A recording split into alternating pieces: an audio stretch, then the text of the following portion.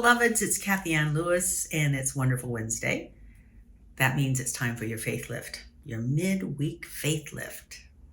And I want to continue with something that I started last week, which was talking about heaven happening now, because heaven is here, but we'll only know it if the mind is clear. Actually, I was inspired by a song by MC Yogi. You might want to download that song. It's really quite wonderful.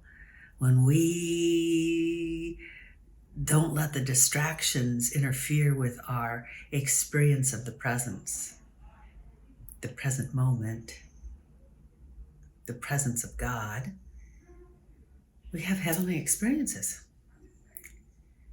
Everything's happening, but it's not happening to us. And we get to be a calm, centered place of reaction instead of I gotta do stuff, I gotta fix stuff, it's awful. That mindset is not heavenly.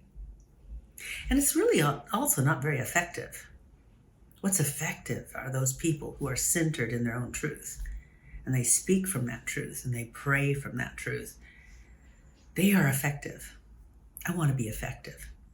So also on Sunday, I started three class. Well, it was like classes. I gave it like a class, an abbreviated class. And I talked about the story of Jesus. What would Jesus do? And on Sunday, I did parts 1 and 2. And on Good Friday, which is this Friday, I will do part 3. And what did Jesus do to stay centered? One of the things I've noticed that he did,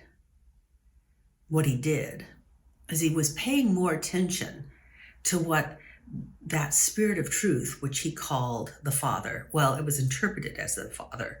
The original word from Aramaic could also be interpreted as my origin. So he was one with the origin of life. And what he would say is, I do what I see the origin do. I do what I see spirit doing everywhere. What life is doing, I want to do that. So what I'm gleaning from that is, when I'm upset, when I'm disturbed, because there's really a lot to be disturbed about. It's really hard to read the news, see the news, and not be disturbed. And I don't mean about what's happening with Princess Kate or Duchess Kate or Kate Middleton. Is like all of that stuff is like, what? Who cares? Let her live her life.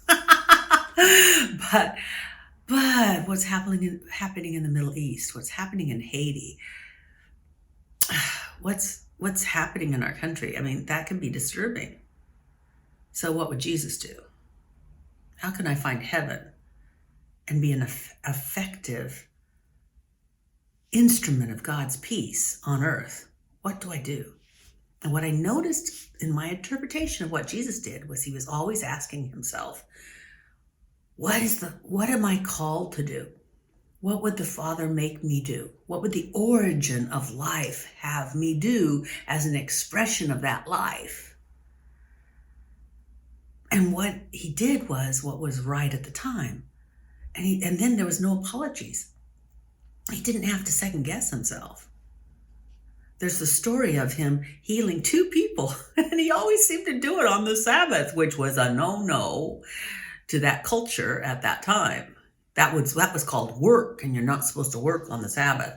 And yet, he was called to heal, because that's what life does. Life supports life. And so he supported the life of those people that were calling out to him through their own consciousness. So what I would say when you're disturbed is to spend a little more time being silent first.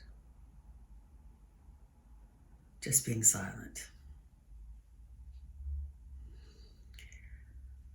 I'm breathing into your heart space, your heart chakra, and letting your heart speak, because it has a more intimate connection with the divine.